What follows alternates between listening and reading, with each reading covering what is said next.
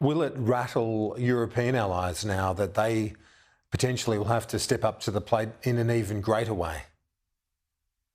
Yes, I think that's certainly the case. We've seen that Germany has been willing to do a lot more this year. However, the relationship with Poland and Ukraine has hit some hard times as well.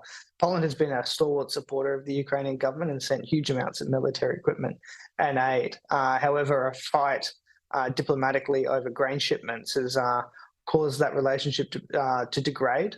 So we're seeing kind of the long-term fatigue of an alliance-based war where the Ukrainians are dependent on foreign aid, but they do all the fighting. And so there's this constant tension between needing to continue to support a country that's doing almost all the fighting itself against a country which is much larger than itself.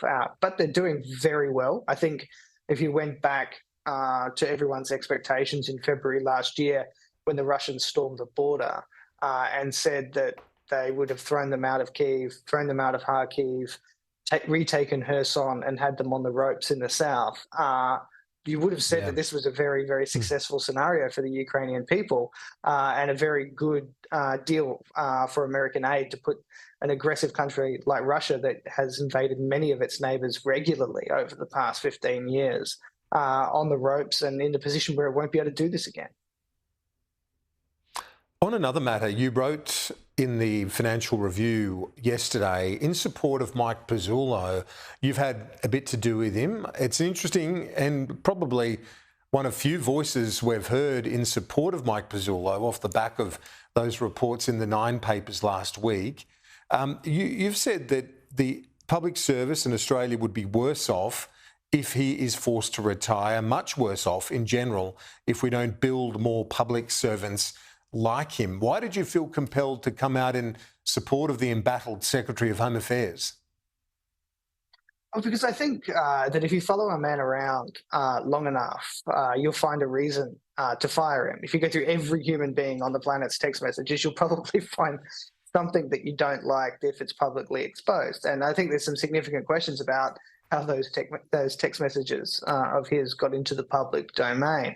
And certainly there's a scandal there in terms of the degree of familiarity with certain power brokers.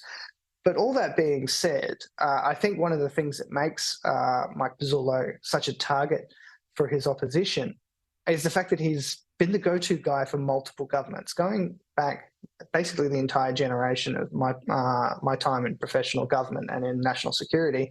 He's been one of the leading figures. He's been the guy that multiple governments have gone to regularly to solve problems that the public sector can't solve without a bit of grit and without a bit of aggression. Now, that aggression has marked him out as a bit of a tall poppy. He enjoys an embattled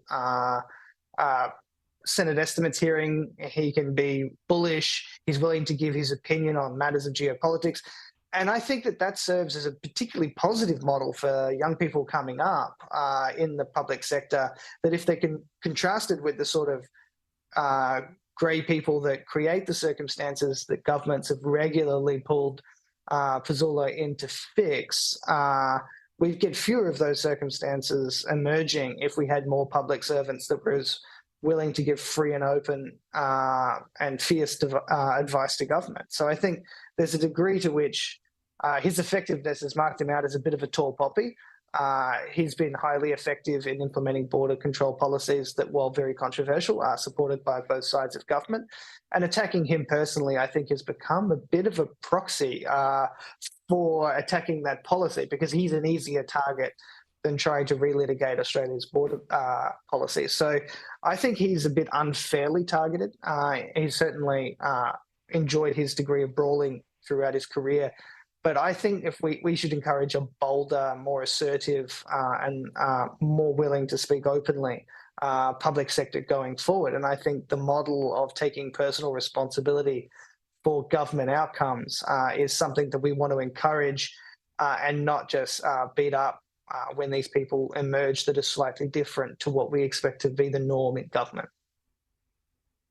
Internet 2.0 founder Rob Potter joining me live from Vienna. Thanks so much.